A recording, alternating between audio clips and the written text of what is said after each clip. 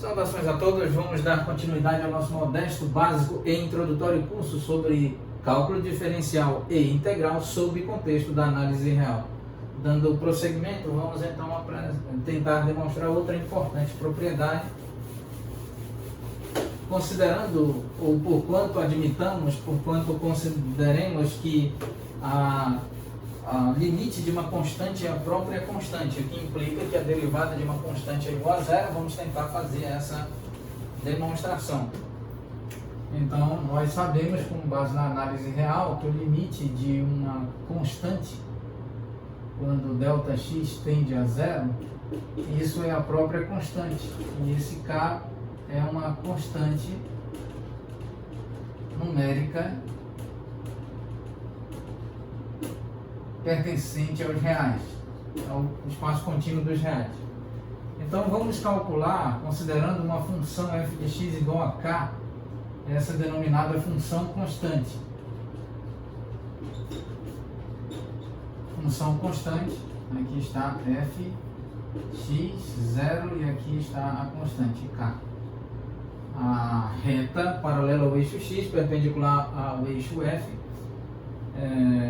com relação à qual todos os valores de x convergirão para uma única imagem, a saber, o valor k. Esse k pertence ao espaço contínuo dos reais, pode ser zero, pode ser números negativos ou números positivos.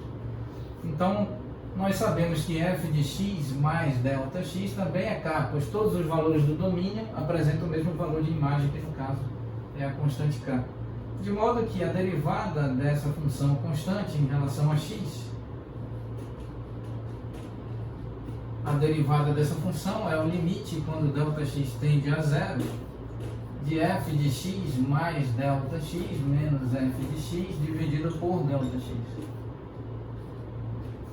Então aqui nós temos limite quando ΔX tende a zero, aqui k menos k dividido por ΔX, então nós temos limite quando ΔX tende a zero, de zero dividido por ΔX.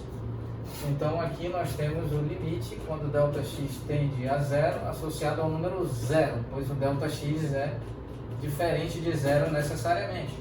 Então 0 dividido por um número diferente de zero gera o número zero. Limite de constante é a própria constante, então limite de zero é igual a zero. De modo que a derivada em relação a x aplicada a uma constante é necessariamente zero. O limite de zero quando ΔX tende a zero é o próprio zero. Aqui está um importantíssimo resultado para o cálculo diferencial e integral sob contexto da análise real. Muito obrigado a todos, retomaremos durante a próxima aula. Muito obrigado.